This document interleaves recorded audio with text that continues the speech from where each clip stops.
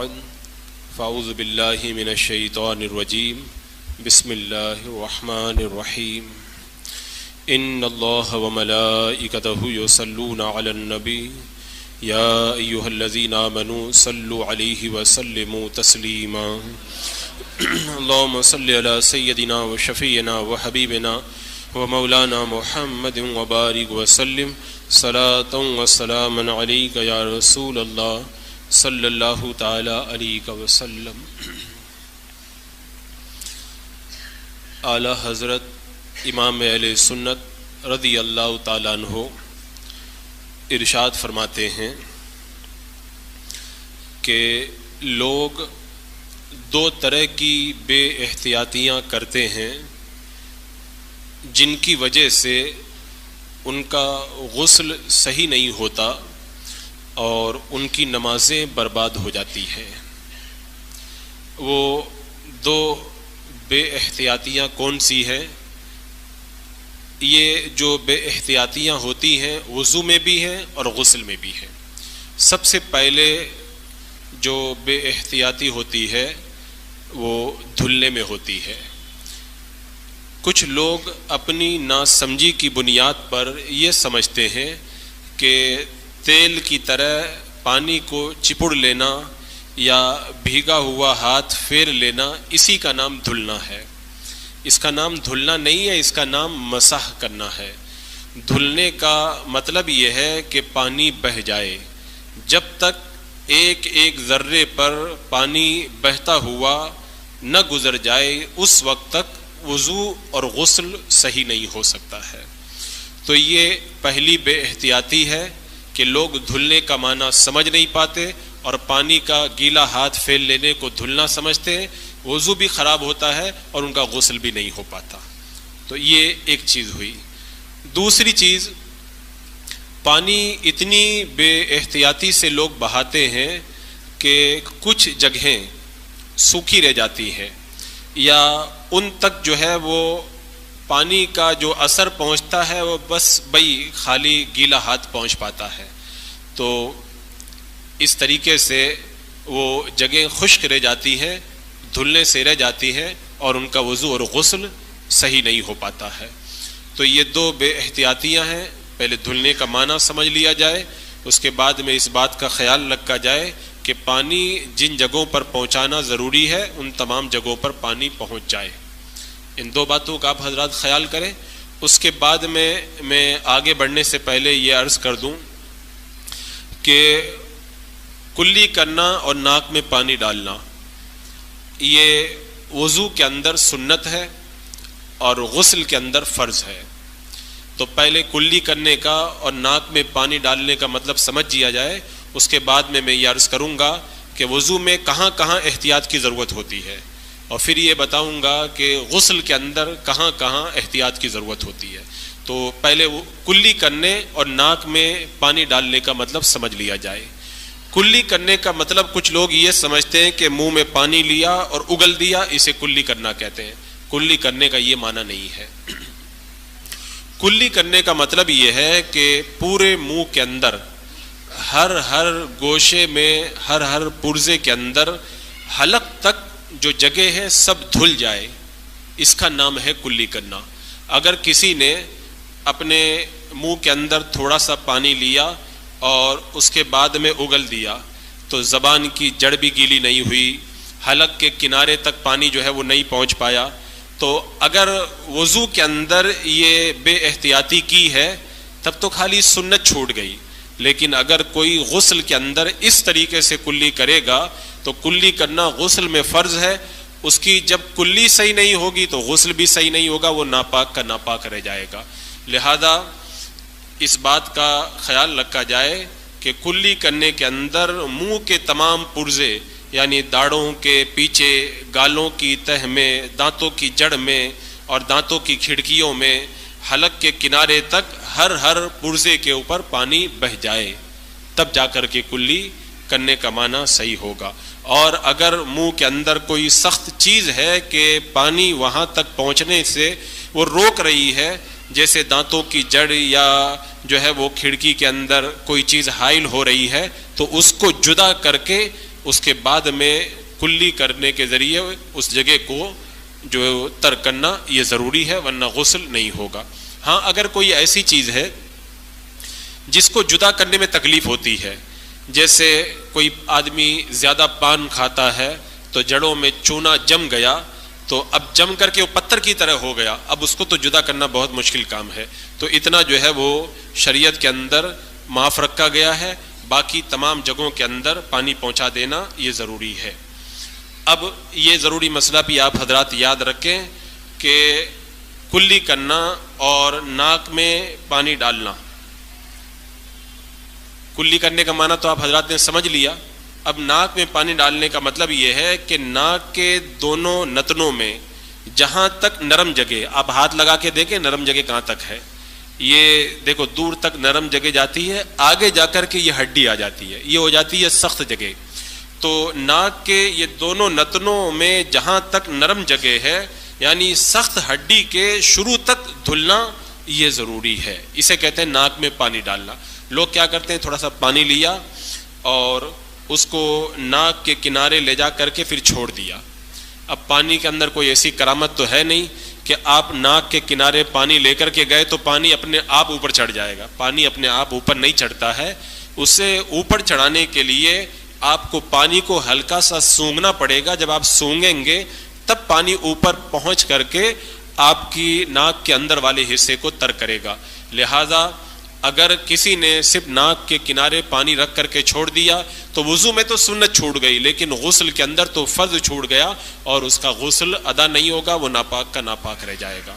تو اس حوالے سے اعلیٰ حضرت سرکار نے فرمایا کہ کلی کرنے اور ناک میں پانی ڈالنے کا جو طریقہ ابھی بیان کیا گیا، اگر کوئی بندہ وضو کے اندر اس کو ترک کر دے گا تو سنت کو چھوڑے گا، اور سنت موقدہ کو ایک آدھ بار چھوڑنے سے بندہ جو ہے وہ اگرچہ گنہگار تو نہیں ہوتا لیکن عتاب کا مستحق ہوتا ہے، لیکن اگر بار بار ایسا کرتا ہے تو پھر وہ گنہگار ہے۔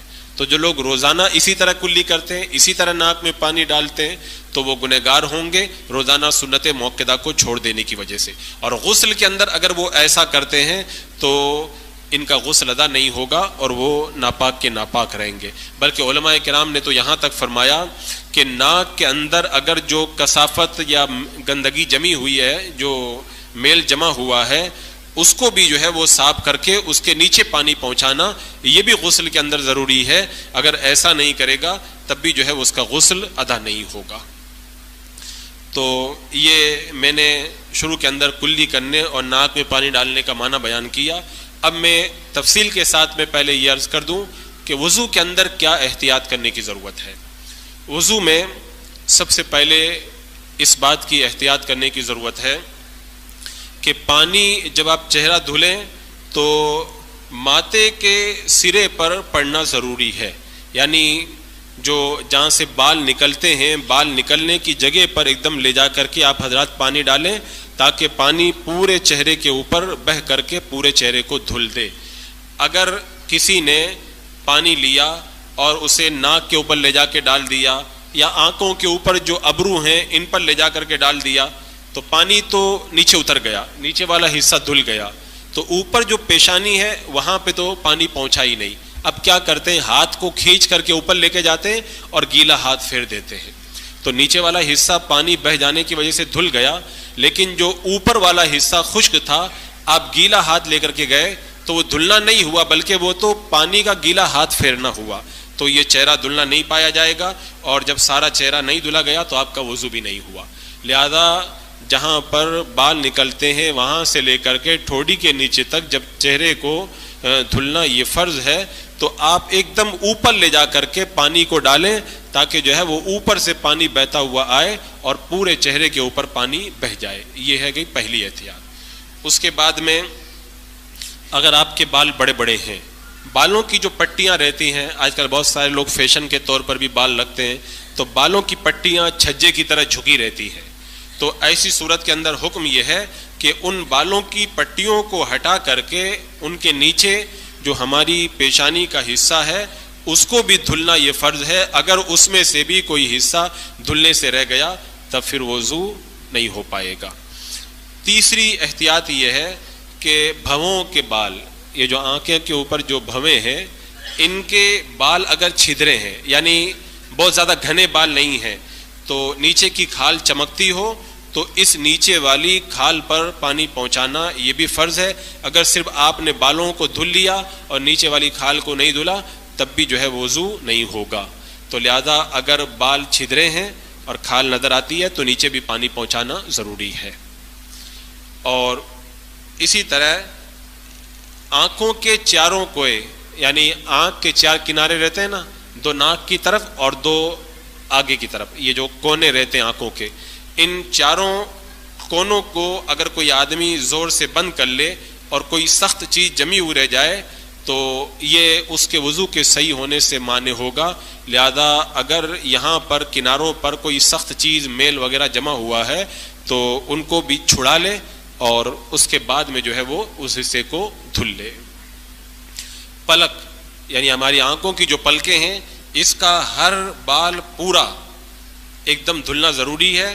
اگر اس کے اندر کوئی کیچڑ وغیرہ یا سخت چیز جمی ہوئی ہے کہ اس کے نیچے پانی نہیں پہنچ پا رہا ہے تو اس کو چھڑانا بھی ضروری ہے، اس کے نیچے پانی پہنچایا جائے. اور کان کے پاس تک کن پٹی کا جو حصہ ہے، جیسے مثال کے طور پر آپ نے اوپر پانی بہایا تو بہہ کر کے آ گیا، لیکن جو یہ بال ہیں داڑھی کے، ان کے اور کانوں کی کنپٹی کے، جو کانوں کے بیچ میں جو ایک کنپٹی کا حصہ ہے، اگر اس میں سے بھی اگر ایک ذرہ برابر بھی دھلنے سے رہ گیا تب پھر وضو نہیں ہوگا. لہذا اس حصے کو بھی جو ہے وہ پانی پہنچانا، اس پر پانی بہانا ضروری ہے. صرف بھیگا ہوا ہاتھ پھیر دیں گے تو وضو صحیح نہیں ہوگا. ناک کا سوراخ، یہ خاص طور سے عورتوں کے لیے، کہ ناک کے سوراخ میں اگر کوئی گہنا ہے، کوئی تنکا وغیرہ ڈالا ہوا ہے تو اس کو پھرا کر کے پانی پہنچایا جائے اور اس کے اندر پانی کی دار ڈال دی جائے. لیکن اگر وہ بالکل بند ہو گیا ہے وہ سوراخ ناک کا تو پھر اندر پانی پہنچانا یہ ضروری نہیں ہے. اور اسی طرح آدمی جب چپ چاپ بیٹھا رہتا ہے تو دونوں ہونٹ آپس میں مل جاتے ہیں، تو یہ جو چپ ہونے کے وقت میں ہونٹوں کا جتنا حصہ باہر نظر آتا ہے یہ حصہ بھی دھلنا فرض ہے. تو اگر کسی نے ہونٹ زور سے بند کر لیے اور بعد میں کلی بھی نہیں کی، یہ ظاہری والا ہونٹ کا حصہ اگر نہیں دھلا ہے تو اس کا وضو صحیح نہیں ہوگا. اسی طرح ٹھوڑی کی ہڈی اس جگہ تک جہاں نیچے کے دانت جمے ہوں، یا آپ ہاتھ لگا کے دیکھیں ٹھوڑی کی جو ہڈی ہے جس کے اوپر دانت جمتے ہیں، تو اس ٹھوڑی کی پوری ہڈی کو دھلنا یہ بھی جو ہے وہ فرض ہے. جتنے حصے میں ہمارے ٹھوڑی کے اوپر دانت جمتے ہیں اتنی ٹھوڑی کی ہڈی کو دھلنا یہ بھی فرض ہے. ہاتھوں کی آٹو کھائیاں، یہ جو ہماری ہاتھوں کی کھائیاں رہتی ہے، جو عام طور پر اگر آدمی زیادہ موٹا رہتا ہے تو انگلیاں ملی رہتی ہیں اور اس کے اندر پانی نہیں پہنچ پاتا ہے، تو ان ہاتھوں کی کھائیوں کے اندر پانی پہنچانا یہ بھی فرض ہے. اسی طرح 10 ناخنوں کے اندر جو خالی جگہ ہے، ناخن آپ دیکھیں، ناخن اور انگلی کے بیچ میں کچھ خالی جگہ رہتی ہے، یہ میل ہے، میل کے اندر پانی پہنچانا ضروری نہیں ہے. ناخنوں میں جو میل رہتا ہے اس میں پانی پہنچانا ضروری نہیں، لیکن وہاں پر جو خالی جگہ ہے اس جگہ کو دھلنا یہ بھی فرض ہے. ناخنوں کے سرے سے لے کے کونیوں کے اوپر تک ہاتھ کا ہر پہلو یہ پورا کا پورا دھلنا جو ہے وہ ضروری ہے. صرف آپ نے اگر ایسے ہاتھ میں پانی لیا اور ایسے الٹ دیا کونیوں تک اگر پانی ایک ایک بال کے اوپر نہیں پہنچا ہے تب بھی آپ کا وضو نہیں ہوگا.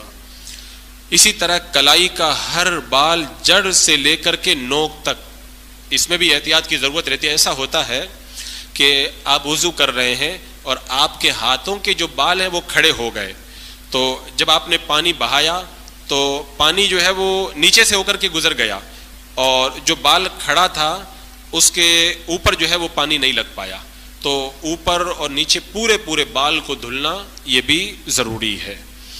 اسی طرح اگر عورتیں کلائی کے اندر ہاتھ میں چھلا، کنگن وغیرہ، یا مرد کوئی کڑا وغیرہ پہنا ہوا ہے اور وہ ٹائٹ ہے تو اس کو ہلا کر کے اس کے نیچے پانی پہنچانا یہ بھی ضروری ہے.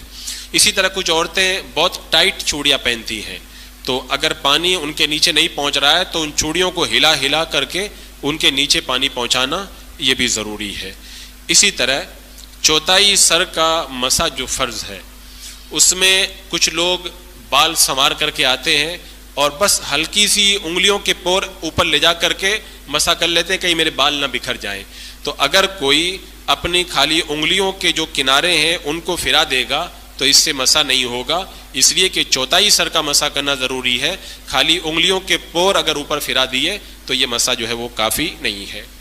اسی طرح پاؤں کی آٹو کھائیاں, پاؤں کی انگلیوں کے بیچ میں جو جگہ رہتی ہے, خاص طور سے جو موٹے آدمی رہتے ہیں ان کی کھال بھیڑی رہتی ہے آپس میں, تو اگر اچھی طرح وہاں پر دھیان نہ دیا جائے تو پانی نہیں پہنچ پائے گا تو وضو نہیں ہوگا. تو آٹو کھائیوں کے اندر ایک ایک پرزے تک پانی پہنچانا یہ بھی ضروری ہے.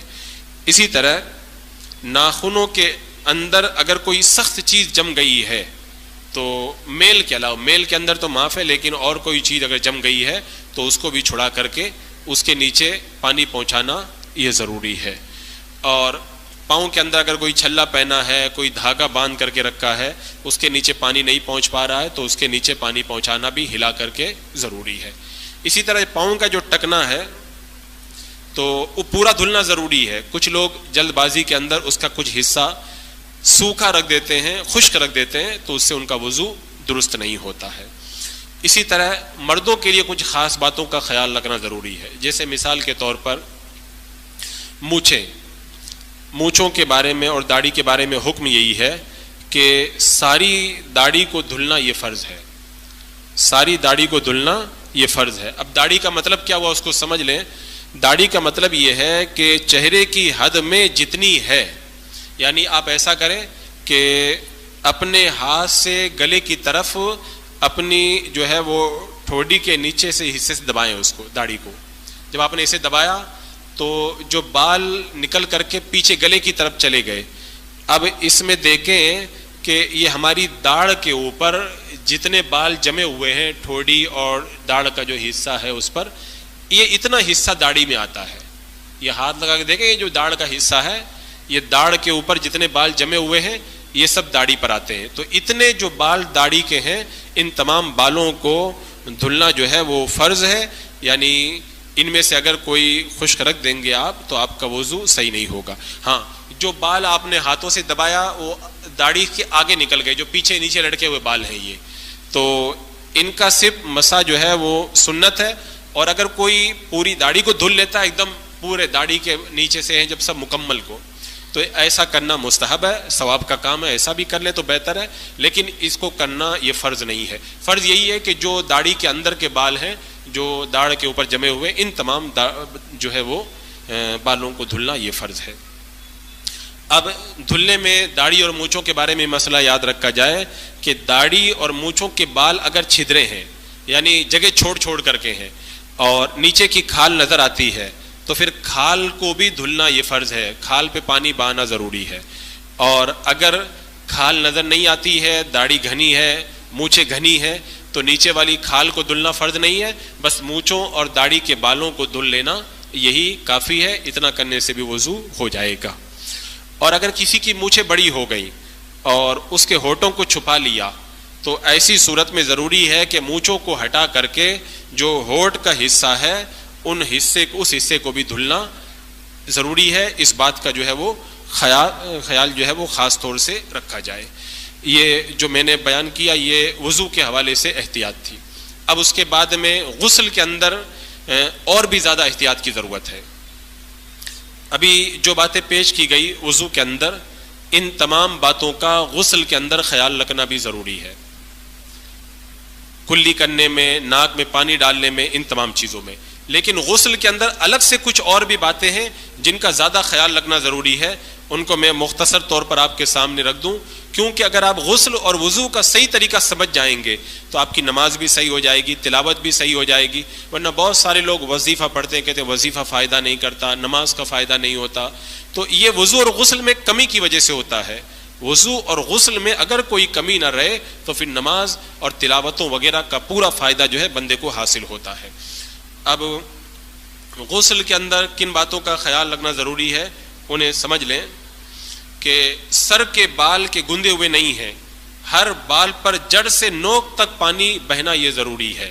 سر کے جو بال ہیں چوٹی نہیں بندھی ہوئی ہے بلکہ جو بال لڑکے ہوئے ہیں ہر بال پر جڑ سے لے کر نوک تک پانی پہنچانا یہ فرض ہے. اگر کوئی بال بھی سر کا اگر خشک رہ گیا تو آپ کا غسل نہیں ہوگا. کانوں میں اگر بالی یا پتے یا زیور وغیرہ کے سوراخ کا غسل میں وہی حکم ہے جو میں نے ابھی وضو کے اندر بتایا کہ اگر سوراخ بند ہو گیا ہے تو پانی اندر پہنچانا ضروری نہیں, لیکن اگر سوراخ بند نہیں ہوا ہے تو اس کو ہلا کر کے تنکے وغیرہ کو زیور وغیرہ کو اندر پانی پہنچانا یہ وضو اور غسل دونوں میں ضروری ہے. اور بھووں کے نیچے کی کھال اگرچہ بال کیسے ہی گھنے ہو, دیکھو یہ مسئلہ یاد رکھا جائے. وضو میں نے ابھی کیا بتایا تھا کہ اگر بال گھنے ہوں تو کھال کو نہیں دھلا جائے گا, خالی بالوں کو دھلا جائے گا. اور بال اگر گھنے نہیں ہیں, چھدرے ہیں, تو پھر کھال کو دھلا جائے گا. لیکن غسل کا مسئلہ الگ ہے. غسل کا حکم یہ ہے کہ نیچے کی کھال کو دھلنا ضروری ہے, چاہے بال کتنے بھی گھنے کیوں نہ ہو. وضو اور غسل کا یہ فرق آپ حضرات یاد رکھیں. بال چاہے کتنے بھی گھنے ہوں, غسل کے اندر آپ کو جو ہے وہ نیچے کے حصے کو دھلنا ہی پڑے گا, اور وضو کے اندر اگر بال گھنے تو کھال کو دھلنا ضروری نہیں ہے. کان کا ہر پرزہ اور اس کے سوراخ کے منہ کو دھلنا یہ غسل میں ضروری ہے. کانوں کے پیچھے کے بال ہٹا کر پانی پہنچانا, عام طور پر بڑے بال لیتے ہیں تو بالوں کو ہٹا کر کانوں کے پیچھے والے حصے پر بھی پانی پہنچانا ضروری ہے. اور اسی طرح داڑھوں کے پیچھے, کیونکہ غسل کے اندر وضو یہ کلی کرنا یہ فرض ہے, لہذا داڑھوں کے پیچھے اور دانتوں کی کھڑکیوں میں جو سخت چیز ہو اس کو جدا کر لیں اور وہاں پر پانی پہنچائیں. چونا کی جو ریخیں جم گئی ہیں اگر آرام سے چھوٹ سکتی ہیں تو چھڑایا جائے, آرام سے نہیں چھوٹتی ہیں تو پھر معاف ہے. ٹھوڑی اور گلے کا جوڑ کہ بے منہ اٹھائے نہ دھلے گا. دو یہ ٹھوڑی اور گلے کا جو جوڑ رہتا ہے نا, کبھی کبھی آدمی موٹا تازہ رہتا ہے تو جب تک اوپر سے آپ اٹھائیں گے نہیں اپنی گردن کو تو نیچے والا حصہ سوکھا رہ جائے گا. تو ایسے گردن کو اٹھا کر کے نیچے پانی پہنچانا یہ ضروری ہے. اسی طرح بغلوں کا بھی حال ہے. آپ اگر بیٹھ کر کے جیسے یا کھڑے غسل کر رہے ہیں اور آپ کے ہاتھ جو ہے آپ نے اٹھائے نہیں, ایسے ہی پانی بہا دیا تو بغلوں کے اندر پانی نہیں پہنچے گا, تو اپنے ہاتھوں کو اٹھا کر کے بغل کے نیچے پانی پہنچانا یہ بھی ضروری ہے. اسی طرح اپنے بازوؤں کا ہر پہلو, ہر پرزہ, پیٹھ کا ہر ذرہ, اس پر بھی پانی پہنچانا یہ ضروری ہے. اگر کوئی آدمی موٹا تازہ ہے بیٹھ جاتا ہے تو پیٹ کے اندر بل پڑ جاتے ہیں, تو ایسی صورت میں حکم یہ ہے کہ اپنے پیٹ وغیرہ میں جو بل پڑ گئے ان بلوں کو اٹھا کر کے ان کے اندر پانی پہنچایا جائے, یا کھڑا ہو جائے اور اس وقت بھی اگر بل پڑ گئے تو ان کو اٹھا کر کے ان میں پانی پہنچانا یہ ضروری ہے. اسی طرح ناف کی اندر انگلی ڈال کر کے جو ہے اس میں بھی پانی پہنچانا ضروری ہے اگر پانی پہنچنے میں شک ہو تو. کچھ لوگ اس میں دھیان نہیں دیتے اور ناف کے اندر پانی پہنچ نہیں پاتا ہے, ان کا غسل صحیح نہیں ہو پاتا. اسی طرح بدن پہ جو بال ہیں, پورے جسم پر جتنے رونگٹے ہیں دھیان رکھا جائے کہ کوئی رونگٹا کھڑا نہ رہ جائے, سب بالوں پر پانی پہنچانا یہ ضروری ہے. اسی طرح ران اور پیڑو کا جوڑ کھول کر کے اس کو بھی دھلیں. ران اور جو پیڑو کا جو حصہ ہے اگر آپ بیٹھے ہوئے ہیں اور وہاں پر بل پڑ گیا, پانی نہیں پہنچ رہا ہے, تو اس کو پاؤں وغیرہ کو کھول کر کے اس کے اندر بھی جو ہے وہ پانی پہنچائیں. اسی طرح دونوں سرین کے ملنے کی جگہ, آدمی جو بیٹھ جاتا ہے تو سرین کے ملنے کی جو جگہ ہے وہاں پانی نہیں پہنچ پاتا, تو اچھی طریقے سے کھڑا ہو کر کے وہاں پر بھی پانی پہنچائے. اسی طرح مردوں کے لیے کچھ خاص باتیں ہیں, ان کا غسل کے اندر مردوں کو خیال رکھنا ضروری ہے. جیسے اگر کسی مرد کے بال گندے ہوئے ہیں, چوٹی باندھ کر کے رکھا ہے, تو بالوں کو کھول کر جڑ سے لے کر کے نوک تک ہر بال کو دھلنا مرد کے لیے ضروری ہے. اگر چوٹی نہیں کھولی یا جڑ تک پانی نہیں پہنچایا تو مرد کا غسل نہیں ہوگا. عورت کا حکم الگ ہے, وہ بھی بعد میں آ رہا ہے. مونچھوں کے نیچے کی کھال, ابھی میں نے وضو میں کیا بتایا تھا, مونچھیں گھنی ہو تو کھال دھلنا ضروری نہیں ہے, لیکن غسل کا مسئلہ الگ ہے. غسل میں حکم یہ ہے کہ مونچھیں اگر گھنی ہے تو نیچے کی کھال کو تب بھی دھلنا یہ ضروری ہے. اسی طرح داڑھی کا ہر بال جڑ سے لے کر کے نوک تک ہر بال کو غسل کے اندر دھلنا یہ ضروری ہے. وضو میں کیا تھا, اگر داڑھی گھنی ہے تو نیچے کھال کو دھلنا ضروری نہیں تھا, لیکن یہاں پر تو اب نیچے تک پانی پہنچانا یہ ضروری ہے. اسی طرح شرمگاہ اور خصیے, یہ ان کی جو جگہیں ہیں عام طور پہ یہ چپکی ہوئی رہتی ہیں, تو ان کو اچھی طرح کھول کر کے جہاں جہاں پانی نہیں پہنچ رہا ہے وہاں پر پانی پہنچانا ضروری ہے۔ اچھا، ایک مسئلہ یہاں پر یہ بھی آتا ہے، اگر کسی کا ختنہ نہیں ہوا ہے، جیسے بعد میں کوئی اسلام قبول کیا یا کسی اور وجہ سے ختنہ کسی کا نہیں ہو پایا، تو بہت سے علماء نے یہ حکم دیا کہ اس کے اوپر فرض ہے کہ کھال کو اگر اوپر چڑھا سکتا ہے تو کھال کو چڑھا کر کے حشفہ کو کھول کر کے اس کے اوپر پانی اندر پہنچائے، اور اس بات کا جو ہے وہ خاص طور سے وہ خیال رکھے جس کا ختنہ نہیں ہوا ہے۔ اچھا، عورتوں کے لیے کچھ خاص باتوں کا خیال رکھنا ضروری ہے، اگر وہ خیال نہیں رکھیں گی تو ان کا غسل نہیں ہوگا۔ گندی ہوئی چوٹی میں ہر بال کی جڑ تر کرنی یہ ضروری ہے۔ عورت اگر چوٹی باندھ کر کے رکھی ہے تو ہر بال کی جو ہے وہ جو جڑ ہے اس کے اندر پانی پہنچا دے بس۔ مرد کے لیے تو چوٹی کھولنا ضروری ہے، لیکن عورت کے لیے چوٹی کھولنا ضروری نہیں ہے۔ چوٹی بندھی ہوئی ہے تب بھی عورت غسل کر لے گی اور جڑوں میں پانی پہنچا دے گی تو اس کا غسل ہو جائے گا۔ لیکن اگر کسی عورت نے چوٹی اتنی سخت باندھ کر کے رکھی ہے کہ جڑ میں پانی پہنچ ہی نہیں رہا ہے تو اب عورت پر بھی فرض ہے کہ اپنی چوٹی کھول کر کے جڑوں تک پانی پہنچائے۔ اگر کسی عورت کی پستان ڈھلے ہوئے ہیں اور پانی اگر پستانوں کے نیچے نہیں پہنچ رہا ہے تو اپنے ہاتھوں سے پستانوں کو اٹھا کر کے نیچے والے حصے کے اندر پانی پہنچانا یہ عورت کے لیے فرض ہے۔ اسی طرح پستان اور شکم کے جو جوڑ رہتے ہیں، عام طور پہ خاص طور سے موٹی تازی عورتوں میں ایسے بلڑے پڑ جاتی ہیں، پانی نہیں پہنچ پاتا ہے، تو ان کو اٹھا کر کے اندر والے حصے پر پانی پہنچانا یہ ضروری ہے۔ عورت کی شرمگاہ کے چاروں لبوں کے اوپر والے حصوں پر بھی جڑ تک پانی پہنچانا یہ ضروری ہے، کیونکہ عام طور پر اگر اس کا خیال نہ رکھا جائے تو شرمگاہ کے جو حصے رہتے ہیں چاروں لب، ان میں پانی نہیں پہنچ پاتا، تو جڑ تک پانی پہنچانا یہ ضروری ہے۔ اسی طرح جو بھی شرمگاہ کا جو بھی پرزہ ہے، ہر پرزے میں فرج خارج کے اندر پانی پہنچانا ضروری ہے، اس کا خاص خیال رکھنا ضروری ہے۔ ہاں، عورت کی شرمگاہ کا جو اندر والا حصہ ہے اس کے اندر جو ہے وہ انگلی ڈال کر کے پانی پہنچانا یہ واجب نہیں ہے، لیکن اگر اندر پانی پہنچا دے تو یہ اچھا ہے، یہ بہتر ہے، اس بات کا خیال رکھنا یہ اس کے لیے بہتر ہوگا۔ اب یہاں پر آخر میں کچھ وہ ضروری باتیں بتا دوں کہ وضو اور غسل کے اندر کچھ چیزوں کی ہمیں چھوٹ دی گئی ہے، انہیں آپ حضرات سن لیں تاکہ آپ کو کسی طرح کا وہم نہ ہو۔ تو سب سے پہلے تو چھوٹ یہ ہے آنکھوں کے ڈھیلے، یا آنکھوں کا جو اندر والا جو ڈھیلا ہے نا، اس کو دھلنا وضو اور غسل کے اندر جو ہے وہ ضروری نہیں ہے۔ اور اسی طرح عورت کے گندے ہوئے بال، مرد کو تو بال چوٹی کھول کے پانی پہنچانا ضروری ہے، لیکن عورت کے بال اگر گوندے ہوئے ہیں تو خالی جڑوں کو ترک کر لے، گوندے ہوئے بالوں میں پانی پہنچانا ضروری نہیں ہے۔ ناک کان کے زیوروں کے سوراخ اگر عورت کے بند ہو گئے ہوں تو سوراخوں میں پانی پہنچانا عورت کے لیے ضروری نہیں ہے۔ اسی طرح مکھی یا مچھر نے بیٹ کر دی بدن پر اور اس کی بیٹ لگی ہوئی ہے تو اس بیٹ کے نیچے اگر پانی نہیں پہنچا تو وضو اور غسل ہو جائے گا۔ عورت کے ہاتھ پاؤں میں اگر مہندی کا کچھ جرم لگا ہوا رہ گیا اور اس نے ایسے ہی اگر وضو بنا لیا ہے تو وضو اور غسل اس کا ہو جائے گا۔ دانتوں میں اگر چونا جم گیا نہیں اتر رہا ہے وہ معاف ہے۔ اسی طرح بدن پہ جو میل جمع رہتا ہے جس کو چھڑانے سے چھوڑتا ہے تو اس میل میں اگر میل کو نہیں چھڑایا اور وضو اور غسل کر لیا تب بھی کوئی حرج نہیں ہے۔ اسی طرح ناخنوں میں اگر مٹی وغیرہ بھر گئی، جیسے ناخنوں میں میل بھر جاتا ہے تو اس میں اگر میل کو نہیں نکالا، پانی اندر نہیں پہنچایا تب بھی حرج نہیں ہے۔ اسی طرح کبھی کبھی بال کے اندر گانٹ لگ جاتی ہے تو اگر بال میں گانٹ لگ گئی اور گانٹ کے اندر پانی نہیں پہنچ پایا تو معاف ہے۔ اسی طرح پلک یا آنکھوں کے کنارے میں جو سرمے کا جو جرم رہ جاتا ہے اگر اس کو نہیں چھڑا پایا، سرما کا کچھ حصہ جمع رہ گیا تب بھی وضو اور غسل صحیح ہو جائے گا۔ اسی طرح جو آدمی لکھتا ہے تو سیاہی وغیرہ لگ جاتی ہے تو وہ بھی معاف ہے۔ رنگ کرنے والے لوگوں کو رنگ کا جرم لگ جاتا ہے ناخن وغیرہ پر تو یہ مجبوری ہے، وہ ان کے لیے معاف ہے۔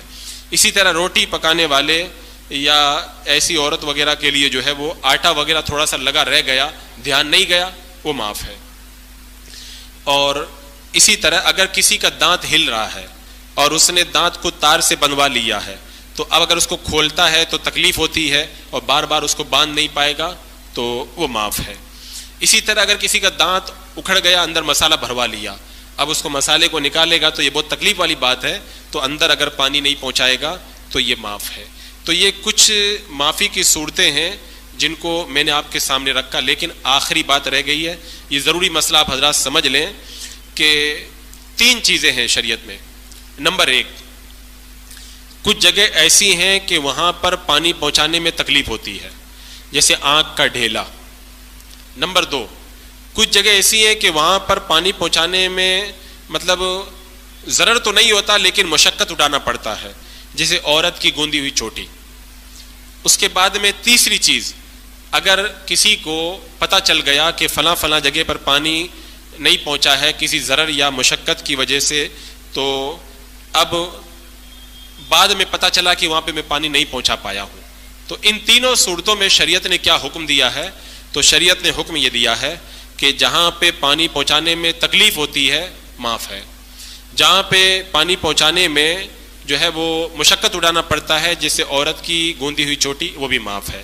لیکن وہ جگہ جہاں پہ ضرر اور مشقت نہیں ہے اور بعد میں پتہ چل گیا کہ وہاں پہ جو ہے وہ پانی نہیں پہنچا ہے، جیسے مثال کے طور پر مچھر کی بیڑ لگی ہوئی رہ گئی، مہندی لگی رہ گئی، سرما لگا رہ گیا، آٹا لگا ہوا رہ گیا، تو اب جب دیکھ لیا تو اب معاف نہیں ہے، اب تو اس کے لیے حکم یہ ہے کہ اس جگہ سے آٹا سرما وغیرہ ہٹا کر کے وہاں پہ پانی پہنچائے۔